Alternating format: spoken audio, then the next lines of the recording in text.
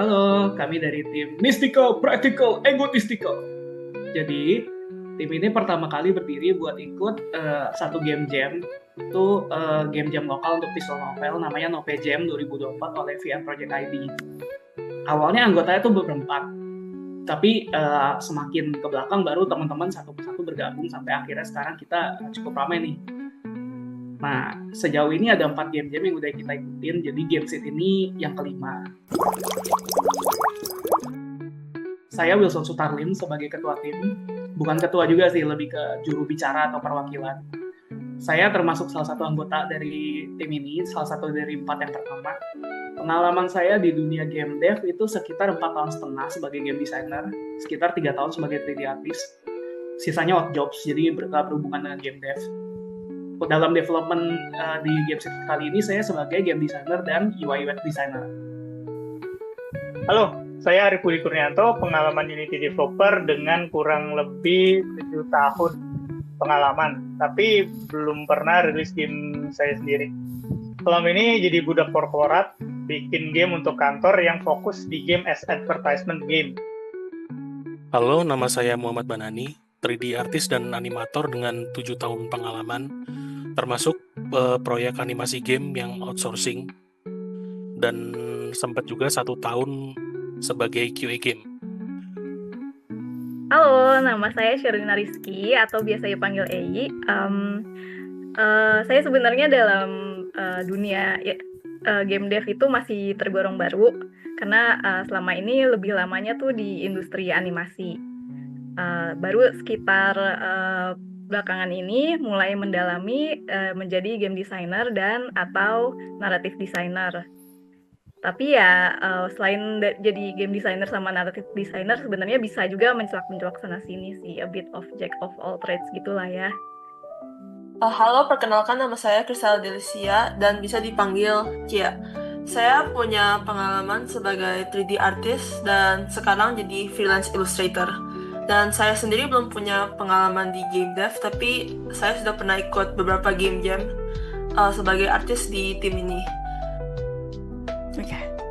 Halo, perkenalkan nama saya Maria Greta Kreviani, boleh dipanggil Arya. Saya juga sebagai artis dalam tim ini.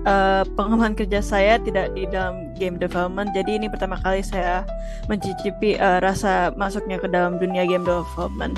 Namun sebelumnya saya juga pernah ikut game jam bersama dengan tim ini.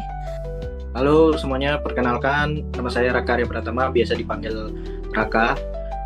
Saya udah punya pengalaman 5 tahun menjadi game designer dan programmer, tapi kebanyakan jadi game designer sih.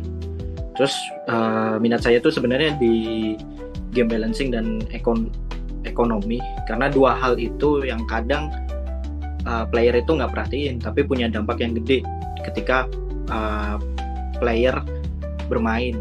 Jadi pengalaman yang lebih intuitif, yang lebih balance dan lain sebagainya. Halo semuanya yang menonton ini. Perkenalkan nama saya Rati Pertiwi. Biasa teman-teman saya manggil saya tuh Timay atau TM. Di sini peran saya di tim ini tuh sebagai music composer dan sound designer, dan saya berpengalaman di dunia audio production ini tuh kurang lebih 7-8 tahunan. Pernah mengisi salah satu soundtrack di film Teman Tapi Menikah 2, dan selebihnya saya sebagai Foley artist juga untuk salah satu film indie Indonesia yang waktu itu masuk ke Europe on Screen. Setelah itu saya juga pernah berkontribusi untuk mengisi sound effect untuk film Kodrat yang pertama, dan pernah mengisi juga sound effect untuk series Teluh yang ada di Disney Plus, kurang lebih seperti itu. Motivasi mengikuti Gamesit, kalau motivasi juga kami masing-masing punya motivasi yang berbeda. Jadi kalau saya pribadi, saya butuh gelar pemenang Gamesit dan opportunity untuk maju ke EGDX. Buat apa? Ini buat jumpstart karir saya di dunia game dev. Karena bertahun-tahun kerja dengan portofolio yang low profile dan serabutan, banyak odd jobs-nya seperti yang saya tadi bilang. Dan menghitung usia saya yang udah 30-an, tidak lagi dicari HRD. Jadi susah nyari kerja di game dev. Jadi saya memutuskan kalau saya udah nggak dicari sama lapangan kerja, biar saya yang menciptakan lapangan kerja saya sendiri. Gitu sih. Mencari pengalaman dari sisi lain game dev, yaitu sisi B2C-nya, business to customer. Karena yang seperti yang saya sebutkan tadi, selama ini bikin game sesuai dengan permintaan klien aja. Nggak ada tuh namanya riset pasar, paling cuma mencari target umur dari pembeli doang. Dan nggak ada tuh tujuan bikin game biar gamenya laku di pasaran. Jadi asal banyak orang yang pilih produk klien, kita udah puas. Jadi istilahnya sih saya pingin bikin game yang proper untuk dijual langsung ke pasar dan menambah pengalaman di sisi bagian sebelah situ. Motivasi ikut Gamesit kali ini untuk cari pengalaman baru dan bikin karya idealis yang bisa saya banggakan di luar rutinitas kerja korporat. Motivasi untuk mengikuti Gamesit ini adalah tentunya mau menambah portfolio. Terus saya juga pengen banget ngejar mentorship-nya karena pengen bener-bener tahu lebih banyak lagi soal dunia game dev dari pakar-pakarnya yang udah bener-bener bisa nge-ship banyak game-game yang masuk di Steam gitu-gitu. Dan untuk motivasi saya itu untuk menambahkan portfolio dan untuk pengalaman baru di dunia game dev ini. Salah satu motivasi aku untuk join Gamesit ini untuk mencari pengalaman rasanya bekerja sama secara kompak dalam game development dan juga untuk memperluaskan portfolioku. Motivasi mengikuti Gamesit ya kurang lebih ingin menjadi jadi lebih jago, terus ketemu orang yang lebih jago juga, kesempatan baru dan pengalaman baru.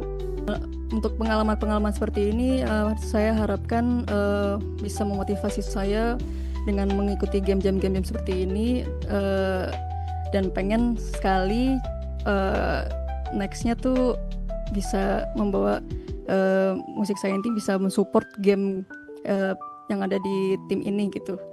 Mudah-mudahan seperti itu dan hopefully kalian bisa menantikan game yang akan kita bikin nantinya. Oke, kurang lebih seperti itu. Thank you. Cara kerja dan dinamika tim, pertanyaan bagus. Sejauh ini sih dari game-game berikut sebelumnya, kita memakai sistem demokrasi sosialis dan otonomi daerah. Jadi ada satu orang yang in charge of general operation, jadi dia yang akan nge-lead seluruh development-nya.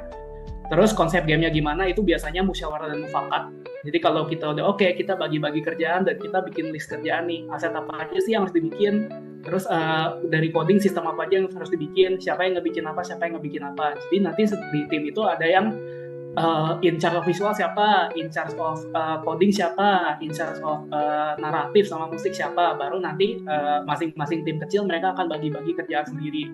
Baru deh nanti habis itu kita progress update berkala. Oke, nanti dalam 2 hari target kita udah sampai mana, nanti berikutnya udah sampai mana. Nanti kalau udah berapa hari kita masih on track, ya udah lanjutin. Kalau ternyata berapa hari kita nggak on track, kita meetingin lagi, kita rembukin. Nih gimana nih, apa yang harus dipangkas, apa yang harus dirubah gitu sih. So far sih 4 game sebelumnya kita selesai ya dengan cara seperti ini. Jadi kali ini juga hopefully it works. Untuk program inkubasi sendiri, karena teman-teman di tim rata-rata bekerja dan punya kesibukan masing-masing, jadi emang nggak mungkin semuanya bisa ikut dalam setiap sesi matrikulasi yang ada nanti. Sesi inkubasi, sorry.